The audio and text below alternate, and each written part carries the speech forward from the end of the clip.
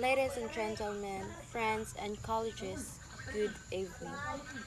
When Typhoon Tino swept across our communities, it revealed truth about who we are, what we value, and how prepared we are for the storms.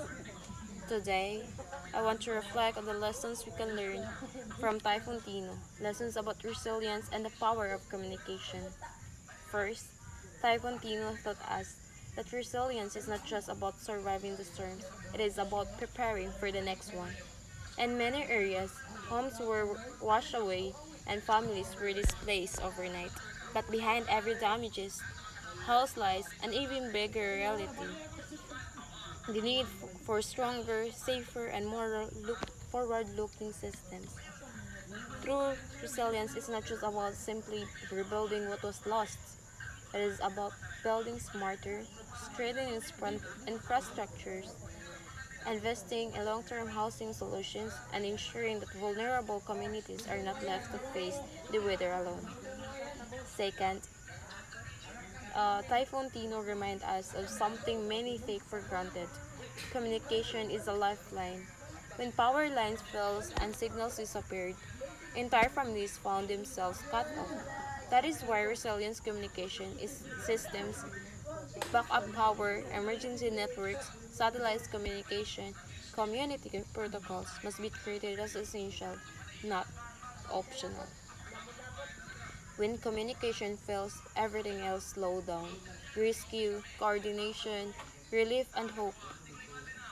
Third, Typhoon Tino highlighted the importance of leadership, accountability, and preparedness.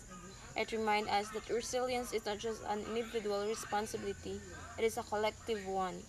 Governments, organizations, and communities must work hand in hand to ensure that disaster plans are not just written but practiced.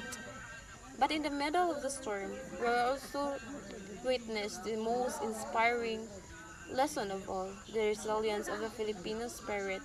Volunteers who risked their own safety to rescue strangers, neighbors who shared food, water, and shelter, responders who worked tirelessly to restore power and reconnect communities. In every barangay hit by the storm, there were stories not just of loss but of courage, generosity, and unity. So, what do we take from all of this? We must commit to preparedness as a habit, not a reaction.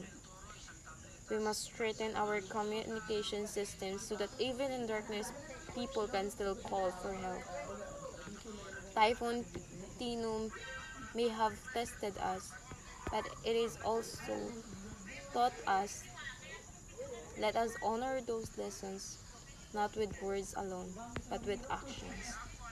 Let us rebuild not just what was destroyed, but what was missing. And let us ensure that when the next storm comes, and it surely will, we are not just ready to survive, but ready to stand, recover, and rise again.